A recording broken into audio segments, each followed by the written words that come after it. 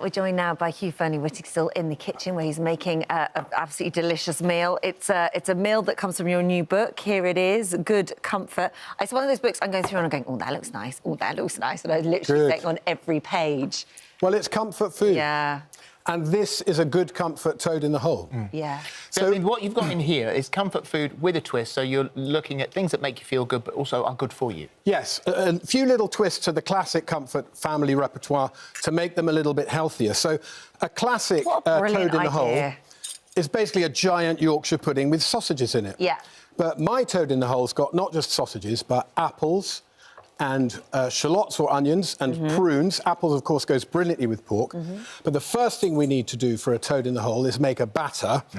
And I've got a little bit of light wholemeal flour along with the plain white. That just gives it a little bit of nuttiness and a little bit of extra fibre. But otherwise, it's pretty much a classic batter. I'm going to break 3 eggs into the middle of the flours. And then, oh, that one went in all by itself. That's the old one-handed egg trick. Very impressed. And then just trickle in the milk. You could do this in a Magimix or a blender, but I'm old school, and I like that thing of the flour in the middle, and then you bring in the eggs in the middle, and then you bring in the flour from the sides with your whisk like that. And it doesn't take more than, I don't know, 45 seconds of whisking. This is quite nice, like just doing that, isn't it? Like slowing it down. I like it. I like that. It's the same. I even make meringues, old school with the balloon whisk and stuff like that. Something very satisfying about it. But as with a Yorkshire pudding, with a toad in the hole, there's a couple of classic things. If you want to get that lovely puffy rise, a couple of tips. One of them is not to use the batter the moment you've made it, but let it rest. Right. Okay. For how long? Well, half an hour would be good, but you can actually make it a couple of hours in advance. What that does is the liquid absorbs the flour and does that job, so it's then ready to spring to life. Oh, OK. And the other thing is to put it in a really hot pan. So if it's Yorkshire pudding, you preheat your little things with a bit of oil in them till they're scalding hot. In this case, I've got the sausages and the onions in the oven. They're beautiful butcher's bangers with some herbs in. I was just going to say, these are really lovely sausages. But just to get the apples ready for the toad in the hole, a few seasonings, some chopped sage, some salt and pepper. Now, these are English Cox's apples, very like the apples that Clodie was using earlier for her beautiful tarte tatin. But, of course, here in a savoury context. And we often forget how beautifully fruit goes with meat. I mean, obviously, you have pork with apple sauce, don't you? Yeah, pork with apple sauce. And these, depending on what variety of apples you use, and I said these are good old English Cox's, I'm just going to put a dab of mustard in by way of extra seasoning. So prunes in there as well? Prunes, apples, sage, mustard. And when these go in with the sausages, you'll see in a minute, we just need to spread them around. I might, just to get that mustard going over. With the sausages, so sweet. Yeah, a little bit of sweet and savoury going together, which is always a nice combination. It really is. So you see here, I've got the sizzle on. You can actually hear that sizzle. The sausages are starting to brown. These lovely shallots, but you could use onions just cut into wedges. Yeah.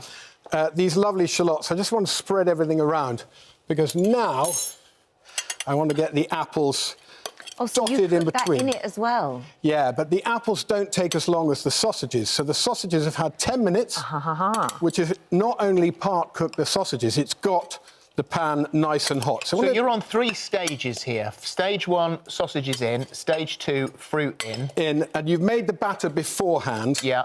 And you see that's all spread around, kind of randomly, but kind of not. Everything's like nicely spaced around. Then we've got our batter. Remember, it's rested for a good hour. I'm assuming you've got to do this quite quickly because you want that. I want this pan hot, don't you? I want this pan hot. So it doesn't matter it goes over the top of everything? No, because it's going to slide down, and when it goes in, it all looks like it's never going to happen. It looks like that's never going to rise. You've just poured a load of slippery old pancake batter in a hot pan, and you haven't put any, baking powder, or you haven't whisked any air. How is that going to rise? But it is actually one of those kitchen miracles, Yorkshire pudding, toad in the hole, that it will rise. Well, and I'm you going say that. to just confidently chat to you while it does its...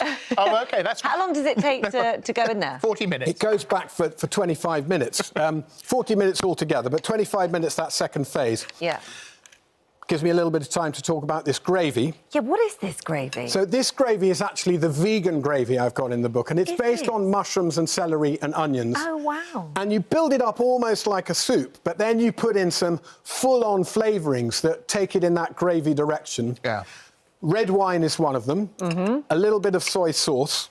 It's lovely, isn't it? It's thick. At this time of the proceedings, it's like for the time for the final taste, tweak. And I've really browned the onions and the mushrooms here to get that little bit of burnt flavour. But to put a bit of backbone in the gravy, this is a really good trick. And you can do it if you're making a meat gravy. And this kind of brings up the slightly burnt flavours of the meat that you have in gravy that give it that real strength. This is coffee. Yeah. Now, a little bit of strong coffee, and I'm just putting in a trickle, because the last thing I want is for your gravy to remind you of a cappuccino. Yeah. But that little bitter note... Just that, just the... Well, I've already put a little bit in, and I'm tasting and tweaking. So overall, because I would not know what to taste for, so when well, you start with maybe with a tablespoonful, and now it's all about the taste. Does it want a little bit more saltiness? You could add some soy. Yeah. That's got a depth of flavour as well. Does it want another dash of wine? The answer to the dash of wine question is almost always yes. We've got about a minute left now with the... Yeah, brilliant. Well, let's get the old... the finale out, and you know how it looked when it went in?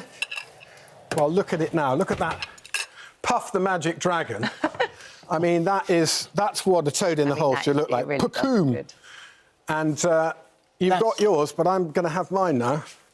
And will it go down a little bit, or is that? Yeah, it does flop down a little bit. There is that moment of glory when it comes out of the oven, all puffy. Yeah. And actually, I've got a sort of sneaking appeal for me in a sort of like a cold pizza thing, cold toad in the hole, breakfast the next day. Yeah. Quite nice. Really good. And it is so comforting. I mean, it is right now. It is really chilled off out there. Yeah, yeah. And that's exactly what you want. Anything with a bit of gravy. That's what the book is all about. Good comfort. Yeah. So the baking section, all the cakes and treats, dial down the sugar a little bit, put some lovely extra fruit in there. And when you're baking those family classics, those really homey dishes, there's always room for a little bit of extra goodness. So that's what we've been sneaking in. Thank you very much. Lovely to see you. Thank you very much.